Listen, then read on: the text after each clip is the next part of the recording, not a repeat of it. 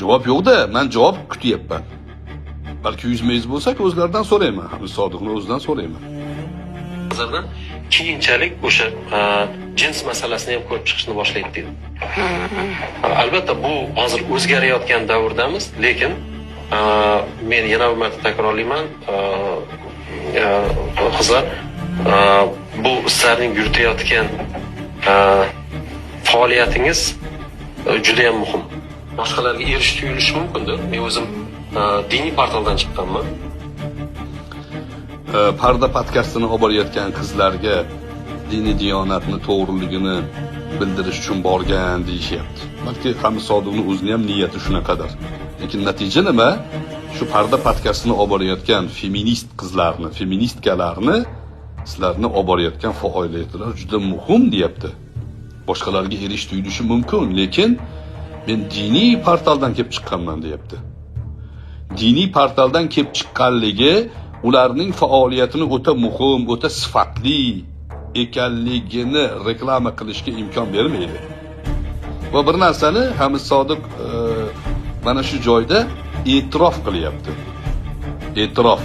Biz aytayotgan gapni ha, shunaqa to'g'ri deyapti. U o'sha diniy portaldan kelib chiqqanmiz biz. Azonda siyosiy mavzularni ko'tarish boshlaganmiz deyapti. Azon siyosiy mavzularni ko'tarib chiqqandan keyin muammolarga duch keldi. Men aytgan gap yani. Shuni menga tushuntirib beringlar, nima degani bu? Desak, yo'q, atrofdagilar tushuntirib beramayapti. Bilasizlar, azon qizlar bu sizlarning yuritayotgan faoliyatingiz juda ham muhim. Boshqalarga erish tuyulishi mumkindir. Men o'zim diniy portaldan chiqqanman. Bilasizlar, azonda bizlar siyosiy masalalarni ko'tarib boshlaganmiz. Lekin shunday bo'lsa ham aytamanki, hattoki mana shu sizlar yaratayotgan platformada mutlaqo diniy fundamentdan ko'tarilib chiqqan qizlar ham bo'lishi kerak. Ya'ni Qur'onni yodlagan, diniy bilimlari bo'lgan va mana shu ayollar masalasini o'rganadigan. Nima deysiz bunga? Birinchi, shu jumlada 3 ta savol bor. Men savolni berib boryapman har doim. Birinchi, sizlarning yuritayotgan faoliyatinglar o'ta muhim. Sizlar kim u? Olmosh kimga ishora qilyapti? Feministkalarga. Feministkalar bokiralik yuk deyotganlarga.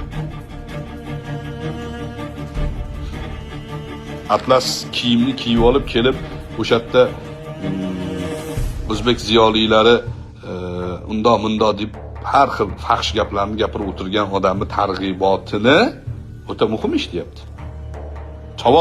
Savol berish haqqimiz bormi? Nima degani bu? Birinchi savol. Ikkinchisi, va mana shu sizlarning ishinglar o'ta muhim. Sizlar sifatli harakat qilyapsizlar.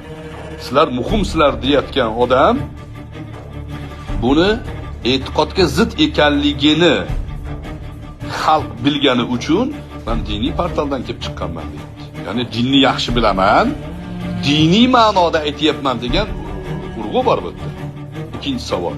Qayerda bor? Diniy portaldan kelib chiqqan bo'lsangiz, ana shu diniy portaldan kelib chiqqan jumlalaringiz bilan feministkalarga sizlar o'ta muhim harakatdasizlar, sifatlisizlar deyish huquqini kim berdi sizga? Savol, bu savol. Umid qilaman, Hamid Sodiq bilan bir kun ko'rishamiz, o'tirib gaplashamiz, shu savollarimni qaytadan beraman.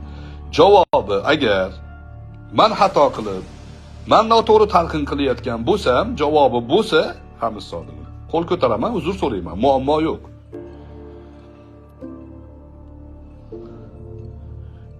Va Azon.uz portalida siyosiy mavzularni birinchi biz olib chiqqanmiz deyapti. Aytgan gapim to'g'ri ekanmi? Siyosiylashtirishgan ekanmi? Azon.uz o'ta diniy portalida tasavvuf haqida, fiqh haqida, aqida haqida suhbat qiladigan joy edi.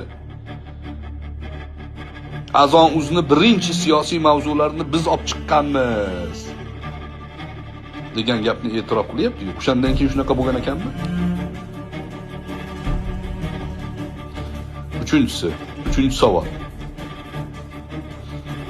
Nimaga u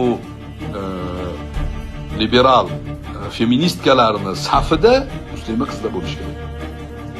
Nimaga? Bu savol ham bor. Bu savolga qana kim javob beradi bizga? Atrofdagilar xohlagan gapini gapirib yotibdi.